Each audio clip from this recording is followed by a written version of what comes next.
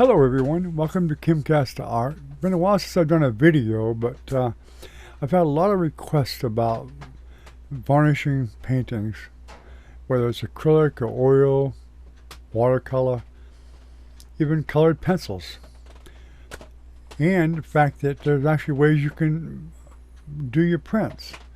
And that means, if you do like maybe do a paper print, like a thicker one. The heavy bond paper or something, it'll work with that too. So, and not all of these products will work with that. Now, I am not paid to promote any of these products. I'm showing you products that are commonly used by other artists, and I've used them myself for many, many, many years. So, first off, I've got an old painting here, and I'm just going to demonstrate a little bit about things you need to do to prepare to varnish your picture once it's dry. This one happens to be an acrylic. So acrylic paintings, you really don't have to let them dry for very long. Usually hours away from drying, you can varnish it.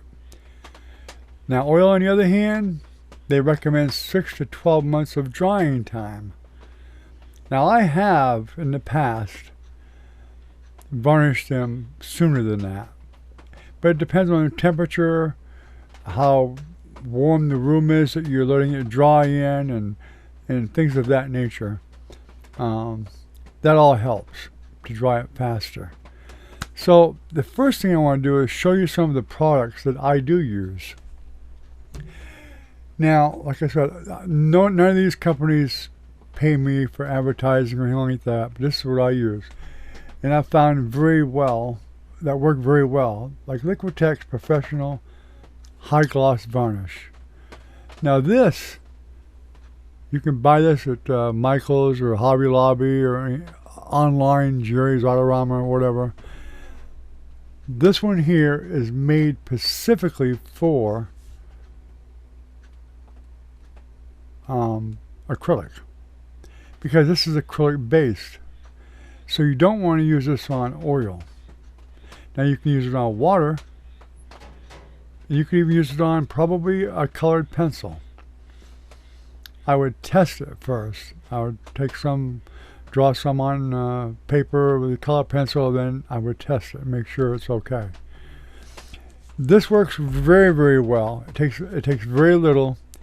This is something you use very thin coats of. In fact, all of them, you don't want thick coats.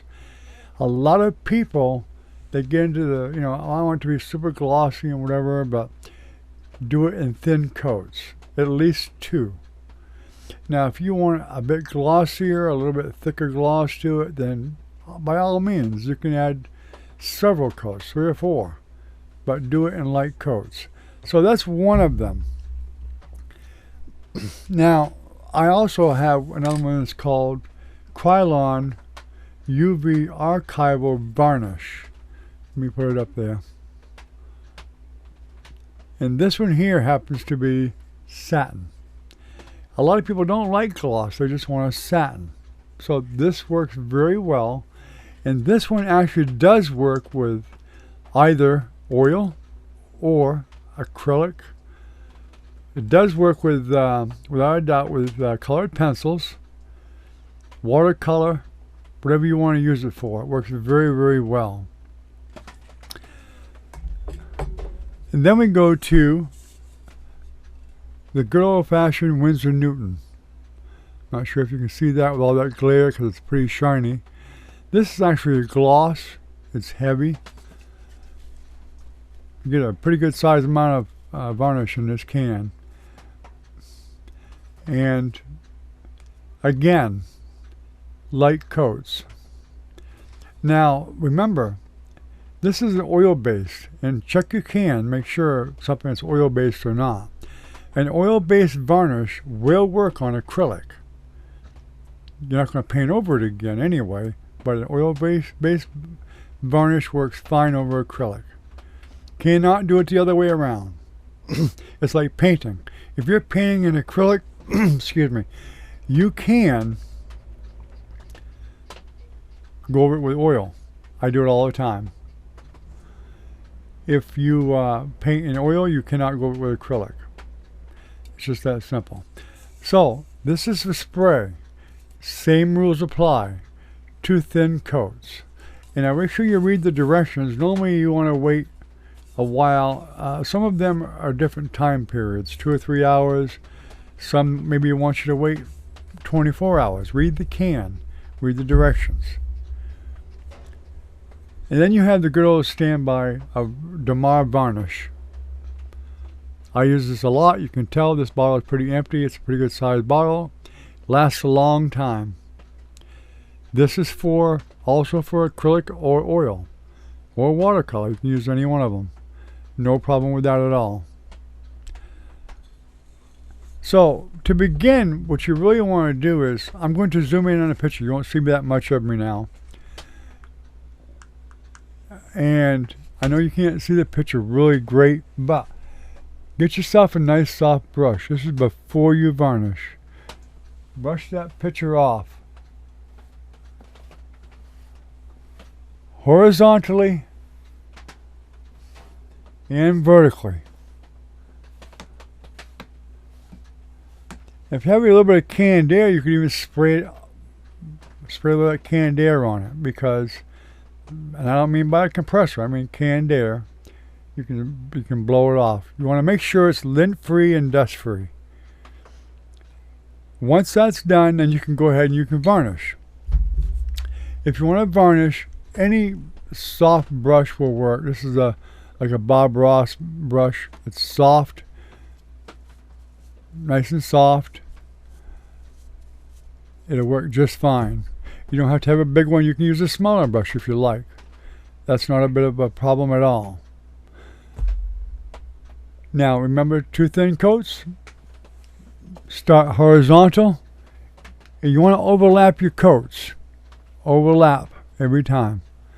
After you do your first coat, after that varnish dries, I usually will go vertical. But overlap your strokes, going vertical. Once you're done, you're done. One thing you do not want to do is to keep going over the same spot. If you keep going over the same spot like this, what's going to happen is you're going to get a hazy look on your painting. Once you go over it, leave it alone. You can always add another coat. It's much safer. Let me zoom this back out. Because if you just, I've done that before myself without even realizing it. It's hard not to do. You get a spot and you think, well, I can't quite see the varnish there. It's probably there. When you dip your varnish, just make sure you get a thin coat on your brush, tap it off.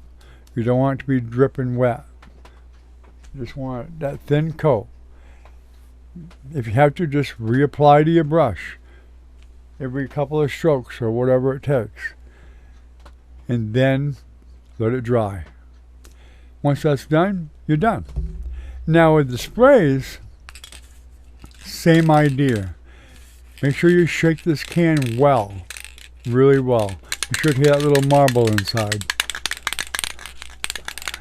Shake it up really good for a couple minutes at least. When you spray, same applies. Horizontal strokes and overlap. Usually 6 to 8 inches away from the painting. Make sure you have something behind it, because you want to catch whatever that spray is spraying on. Put some plastic behind it or something. Old cardboard or whatever, because you're going to get overspray with it. So make sure you spray it somewhere. You ain't got to worry about the overspray. If you're inside, make sure you get ventilation and a mask. That's all I can tell you. Same thing, across, then vertical. If you have any more questions about it,